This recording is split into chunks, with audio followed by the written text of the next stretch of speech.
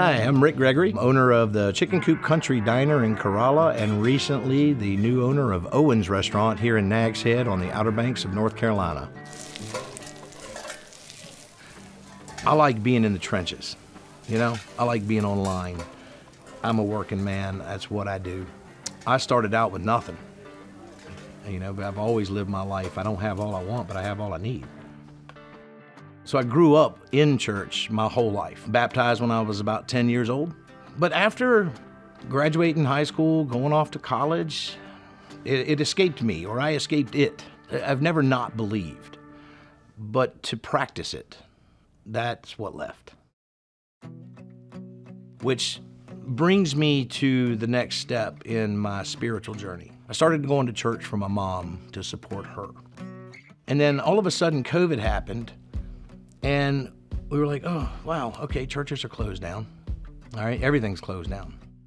As a chef, we were furloughed, and Erica looked at me and said, what do you want to do? I said, you know what? The Corolla area doesn't have a diner. Let's open a diner. Comfort food's what people need right now. And that's what we did. We opened the Chicken Coop Country Diner, and people went crazy. We had no idea that we'd be received like that up there. In that group of people that received us well were the people from the Corolla Chapel, one of which being Pastor Jim and his wife Candy, and they started coming in. And now that we're back in church, I'm talking to Erica, and I said, I feel like I'm being called to do something more. Maybe we can do a men's breakfast group or something. I can maybe start a group where we're just an open forum. We can talk to people about different things and get individual opinions and ideas. And she said, well, you know what, Jim and Dan, they all eat here. Why don't you go talk to them? Dan, one of the lead guys at the chapel, he came in and asked him if he thought that would be something that they would be interested in doing.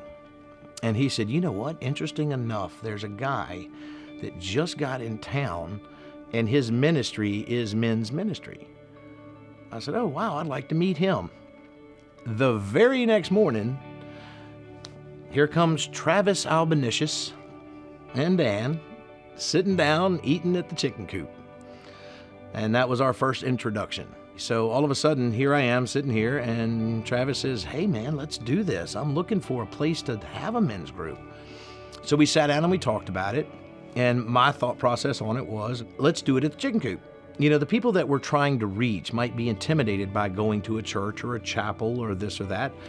But if we offer free food in a casual dining environment, they'll come and hopefully they'll leave with something. That men's group, those are the things I need.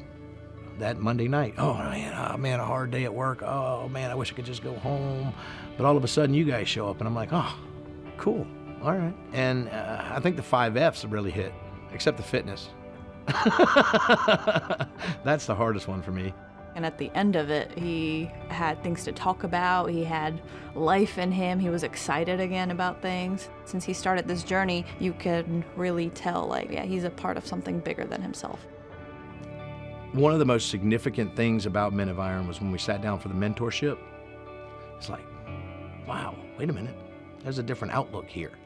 You can go to base camp and that's great. But if you want to walk, if you want to truly know, you got to step out of that camp. You got to start climbing the mountain. Only way to reach the summit, right? The funniest thing is, and you can, if you talk to my wife, I never cried in my life until I met you guys. And now I just get filled up. I don't know why.